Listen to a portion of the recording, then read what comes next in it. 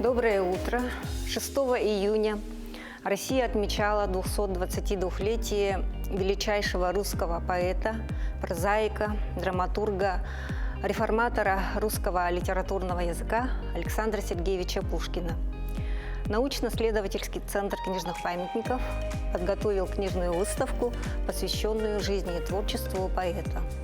На выставке представлены следующие разделы: прижизненные публикации Александра Сергеевича Пушкина, дореволюционные издания, переводы Пушкина на якутский язык, переводы Пушкина на языках народов Севера и Пушкин в русской и советской иллюстрации. В этой рубрике также представлена книга, учебная книга русской словесности, изданная в 1830 году. Данная книга интересна не только своим содержанием, но и записями и маргиналиями, оставленными на своих страницах предыдущими владельцами книги. Так можно предположить, что в 1833 году книга принадлежала некоему Балдину, о чем он оставил свою запись в Форзасе.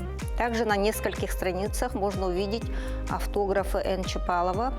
Возможно, эти записи сделаны Николаем Ефимовичем Чапаловым, известным в то время полицейским чиновником, общественным деятелем и попечителем церковно-приходской школы города Якутска.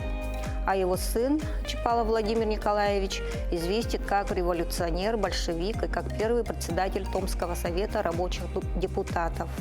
Переводы Пушкина представлены на якутском, эвенском и эвенкийском языках. Это сборники избранных произведений и отдельно изданные книги. Есть книги в латинской графике. Завершает выставку раздел, посвященный русской и советской иллюстрации произведений Пушкина. На выставке в целом представлены книги большого и обычного формата, а также книжки-малютки. Любителей русской поэзии приглашаем на книжную выставку до 6 июля в историческом здании Национальной библиотеки Республики Саха-Якутия.